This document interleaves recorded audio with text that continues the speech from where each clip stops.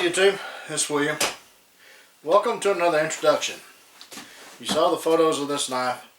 I posted some pictures of this knife on Facebook, and had a tough time trying to decide on a name. So I asked for the input of people that was on my Facebook page, and got some very good comments. I really appreciate all that for you guys that's on my Facebook. And but there was one comment that if I can find it right here right quick, I want to give Jim Brown came up with some very good comments and suggestions, but one of his statements is where I came up with the name of this. And he said, better than that, he said, the gamesman in your knife looks like a bushcraft knife but designed for fin, feather, and fur. So I thought about that. I originally come up with a name of Fin and Field, but that didn't quite cut it. So let me introduce you to the new WC Knives Fin and Fur. Okay, and the reason I named it that is because this is a very thin blade. It's designed for a fillet knife and a boning knife. Okay.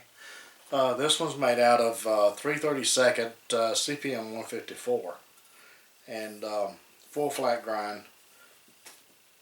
Handle on it is just fits in my hand, but I think this is a prototype. I think on the future ones I'm going to extend the handle a little bit for, I mean it fits me perfectly. But I think for a future knives, I'm going to extend the handle, like I said. This one, in case you're wondering, and I mean, the specs can be whatever you want them to be. I mean, it's a custom shop. It's about just under 6 inches. It's 5 7/8 or so, 10 and almost 3/8 overall. But I like the of course curved blades cut better. I've never seen a fillet knife. Now I'm sure there's some out there that has this sweeping curved blade, and that should make an excellent fillet knife, and also a boning knife. You know, when you're trying to get in there and you're separating the sinew from the back straps, I like getting a thin blade in there and just like a fillet.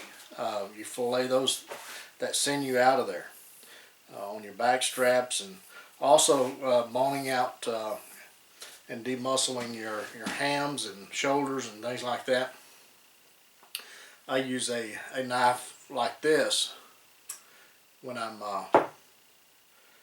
actually getting a deer or hog or whatever ready for the freezer. Then this is how I clean them up. I use a knife like this. So there you go. The WC Knives Fin and Fur. That's Fin and Fur. Okay. So until the next one. Price point. Well, of course, it depends on handle material, type of steel. I mean, just all kinds of things goes into it. But a knife like this, it has the 2 different liner colors and scales. This is my Carta scales. Just a knife will run about 205. A leather sheath. Now this is CPM 154. Okay. Leather sheath. If you want to do 01, then since this is 3/32 steel, you could probably get it for around 180 or so, like that, 185. But a leather sheath will run about $40 for just a standard basic belt sheath. So that's the price right now. I mean, steel is it's like everything else. You never know what it's going to do. Steel is getting a little difficult to get, to be honest with you. Especially 1095. 1095 is, I don't know what is happening with 1095, but it's not many of my suppliers now is getting very much of it. So anyway, until the next one, you guys be safe. Get in the backyard, whittle on a stick. Take a child with you. Teach that child how to whittle on a stick. Use a knife properly and safely. And if you do, take plenty of Band-Aids and lots of knives. We'll catch you again soon.